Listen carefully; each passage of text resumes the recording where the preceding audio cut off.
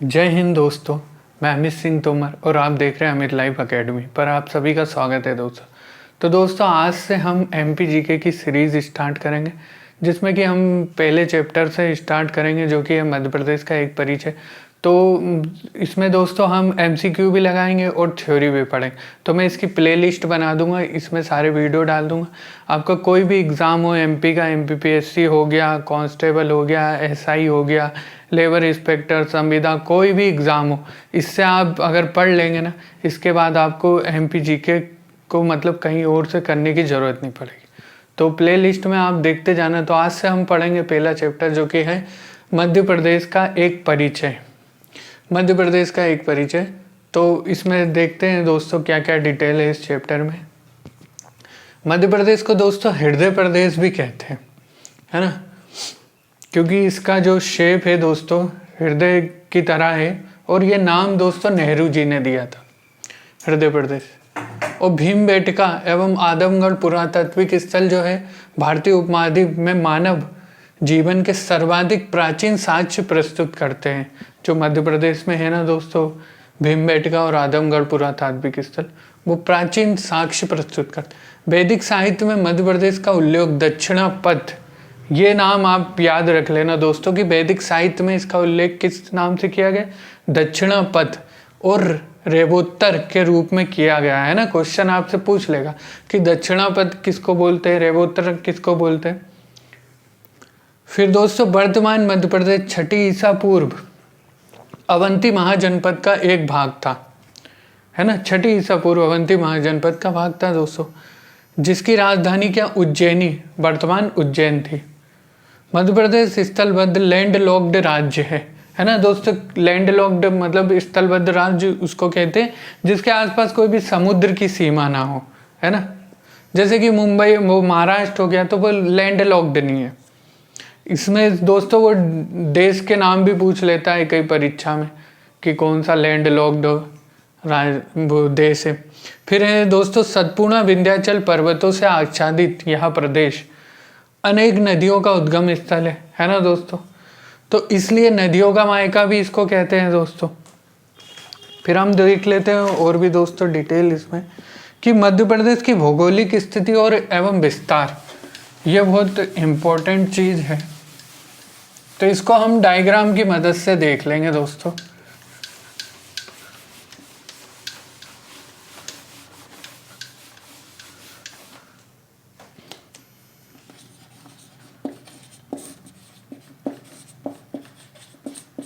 भौगोलिक स्थिति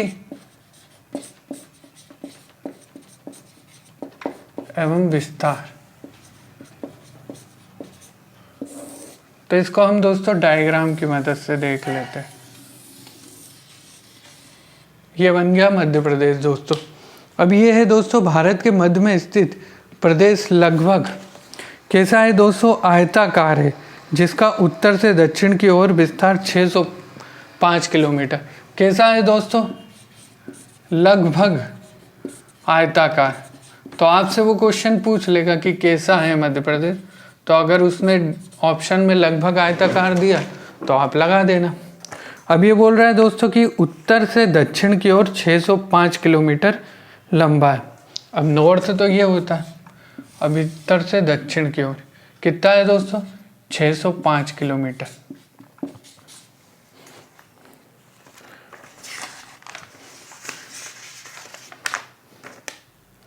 तथा पूर्व से पश्चिम की ओर, ये दोस्तों ये क्या है दोस्तों, ईस्ट हो गया यानी कि पूर्व हो गया, और वेस्ट यानी कि पश्चिम की ओर कितना है दोस्तों, तो 805 किलोमीटर, 870 सॉरी, कितना है दोस्तों, 870 किलोमीटर है। उत्तर से दक्षिण की ओर 605 किलोमीटर है और पूर्व से पश्चिम की ओर जो है 870 किलोमीटर है। फिर आता है दोस्तों कि प्रदेश की सीमा उत्तर में चंबल नदी, दक्षिण में ताप्ती नदी। उत्तर में क्या है दोस्तों, चंबल नदी है यहाँ पर, दक्षिण में दोस्तों है ताप्ती नदी। है ना, यहाँ से वैसे चंबल नदी जो है यहाँ से इधर से यूं करके निकल, तो ये उत्तर से बना दिया दोस्तों, ये उत्तर में चंबल नदी हो गई और दक्षिण में ताप्ती नदी, यहाँ पे मतलब दोस्तों दक्षिण में ताप्ती नदी, पूर्व में मैकाल पर्वत श्रेणी तथा पश्चिम में राजपीपला पहाड़ी है। पूर्व में क्या है दोस्तों, मैकाल पर्वत, और पश्चिम में है दोस्तों राजपीपला। तो आप अगर इसे लिखना चाहें तो लिख ले, वरना ऐसे भी याद कर सकते हैं आप डायग्राम की मदद से, जो भी आपके पास बुक हो। पश्चिम में क्या है दोस्तों, राजपीपला। अब देखते हैं दोस्तों मध्य प्रदेश के केंद्र बिंदु, या आप लिख लेना नोट्स। केंद्र बिंदु क्या क्या है एमपी के, और दोस्तों याद रखना कैसा है दोस्त, शेप लगभग आयताकार है मध्य प्रदेश का। मध्य प्रदेश के केंद्र बिंदु, तो इसमें है दोस्तों कि पृथ्वी का केंद्र बिंदु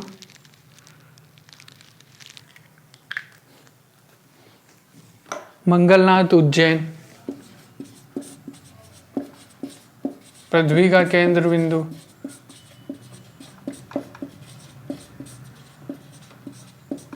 ये क्या है दोस्तों, मंगलनाथ, जो कि उज्जैन में है। फिर आता है सेकंड दोस्तों इसी में कि अखंड भारत का केंद्र बिंदु, भारत है ना, अखंड भारत का केंद्र बिंदु बरसाली बैतूल।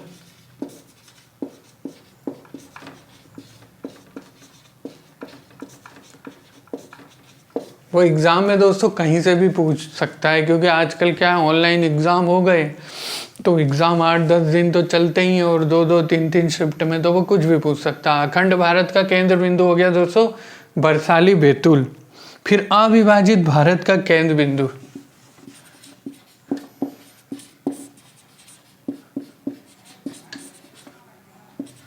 भारत, और केंद्र बिंदु तो वो है दोस्तों करौंदी कटनी।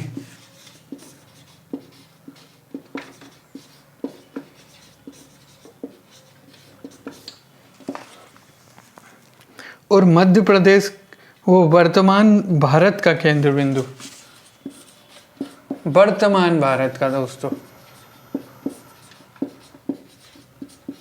केंद्र बिंदु वो क्या है दोस्तों, विदिशा है।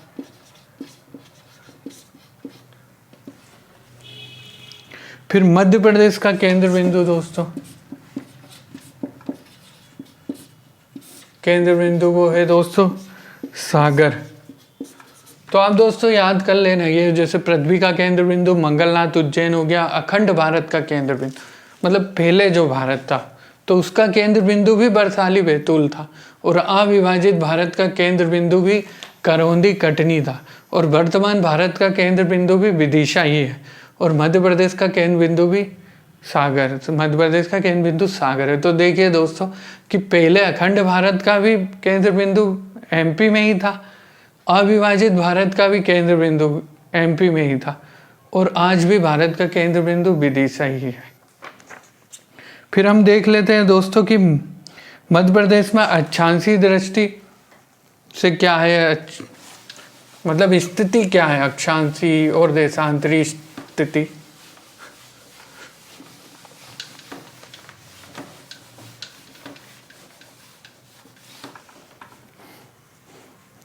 मध्य प्रदेश में अक्षांशीय दृष्टि से उत्तरी गोलार्ध तथा दक्षिण दृष्टि से पूर्वी गोलार्ध में विस्तृत है। मध्य प्रदेश क्या है, अक्षांशीय दृष्टि से कहाँ है दोस्तों, उत्तरी गोलार्ध में।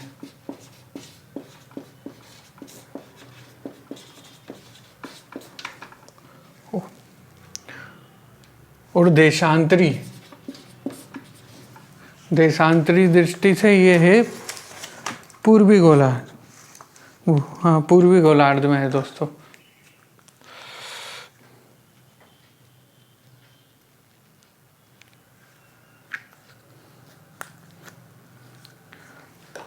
अक्षांशीय दृष्टि से उत्तरी गोलार्ध में और देशांतरी दृष्टि से कहाँ है दोस्तों? पूर्वी गोलार्ध में। वो आपसे क्वेश्चन में कुछ भी पूछ लेगा कि मध्य प्रदेश अक्षांशीय दृष्टि से कौन से गोलार्ध में है, तो आप बता देंगे। अगर आपको पता ही नहीं है तो फिर आप कैसे बताएंगे? तो आप पढ़ते रहो तो आप जान जाओगे धीरे धीरे चीज़ों को। अब जैसे एक डायग्राम हम बना लेते हैं यहाँ पे, जैसे कि हमारा मध्य प्रदेश है, ये ऊपर की स्थिति दिखा दी, ये नीचे, इधर चारों तरफ से। अब 26 डिग्री 30 उत्तरी अक्षांश उच्चतम बिंदु, ये तो हो गया अक्षांशीय और देशांतरी, तो आप समझ गए हैं कि कहाँ है। अब हम इसके कुछ और पॉइंट देख लेते कि उच्चतम बिंदु क्या है।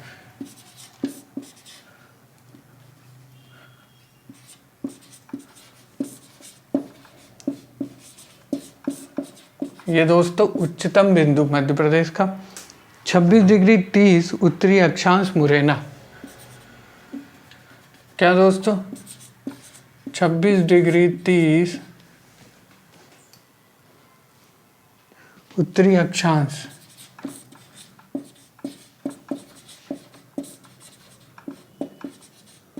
ये कहाँ पे है दोस्तों? मुरैना में।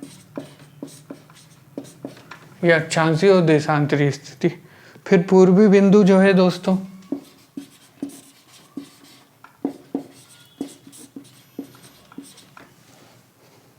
बयासी 48 पूर्वी देशांतर सिंगरौली, 82 डिग्री 48 मिनट पूर्वी देशांतर कहाँ है दोस्तों? ये सिंगरौली में है।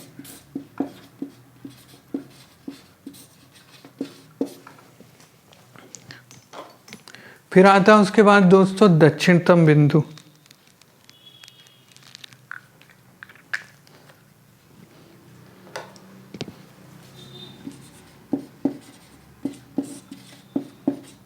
तम बिंदु, ये है दोस्तों 21/6 उत्तरी अक्षांश बुरहानपुर, 6 उत्तरी अक्षांश 21 डिग्री 6 उत्तरी अक्षांश, समझ जाना दोस्तों अक्षांश से। कहाँ है दोस्तों? ये है बुरहानपुर।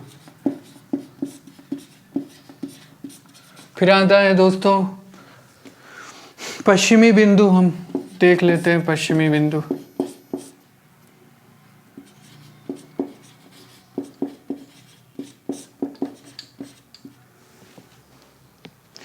चौहत्तर 9 पूर्वी देशांतर, 74 डिग्री 9 मिनट पूर्वी देशांतर।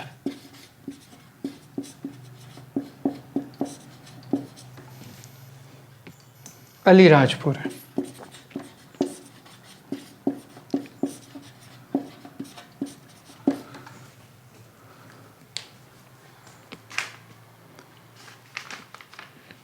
तो दोस्तों ये है मध्य प्रदेश के अक्षांशीय और देशांतरी स्थिति। आप इसी तरीके से डायग्राम बनाकर ये याद रख लेना तो आपको याद रह जाएगा। अगर ये आप सिनोप्सिस बोल लो या डायग्राम आप याद रख लोगे तो आपको याद है। 26-30 उत्तरी अक्षांश मुरैना, फिर पूर्वी बिंदु 82-48 पूर्वी देशांतर सिंगरौली, दक्षिणतम बिंदु 21 डिग्री 6 उत्तरी अक्षांश मुरैना और पश्चिमी बिंदु 74 डिग्री 9 पूर्वी देशांतर अलीराजपुर। अब दोस्तों कुल क्षेत्रफल कितना है मध्य प्रदेश का, वो बता देता हूँ आपको। कुल क्षेत्रफल है दोस्तों 3,08,245 किलोमीटर, यानी कि वर्ग किलोमीटर। तो और ये कितना है देश का जो है, ये 9.38% है देश का।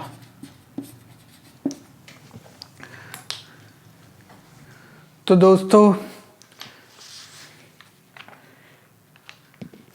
अब अगले पार्ट में हम दोस्तों इसके आगे पढ़ेंगे एमपी मध्य प्रदेश का परिचय, और ये आप याद कर लेना, इसके नोट्स बना लेना दोस्तों।